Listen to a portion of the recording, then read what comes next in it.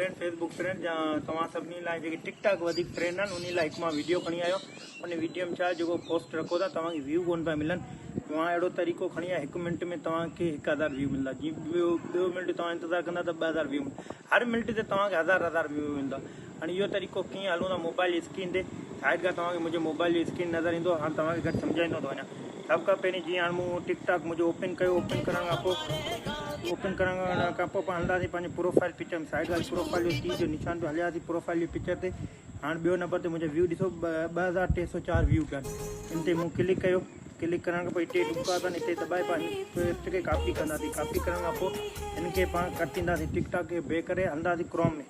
हाँ जी Google Chrome में पाण सर्च कंदासीं। गूगल ते लिखंदा ज़ेफी टिकटॉक ते जीअं तव्हां सर्च कंदा।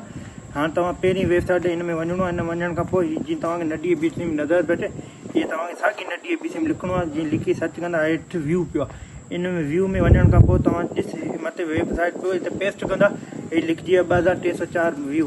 हाणे हिते जीअं सर्च कंदा सर्च करण खां पोइ तव्हांखे इंतज़ारु करिणो पवंदो 2 मिंट। जीअं 2 मिंट तव्हांजो टाइम बचण जे करे हिनखे मां थोरो फास्ट कंदुसि।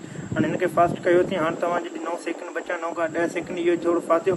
हाणे हिनखे मां हलूं था टिकटॉक ते हिन रिफ्रेश जी मां रिफ्रेश कंदा त तव्हां चेक करे सघो था 3401 व्यू आहिनि। वरी इन साॻी तरीक़े सां तव्हां इन साॻी में पेस्ट अची कंदा त लिंक साॻी पेस्ट कंदा त वरी 1 मिंट तव्हांखे वेट करिणो पवंदो। 1 मिंट फास्ट करियां जीअं तव्हांजो टाइम बचे। इन ई साॻी तरीक़े सां वरी तव्हां अची साॻी जॻह ते वरी इहो डिलीट साइड ते डिलीट करे वरी हिनखे पेस्ट कंदा वरी तव्हांजा 1000 व्यू वधंदा। हाणे तव्हां चेक कयो मुंहिंजा 4497 व्यू थी विया।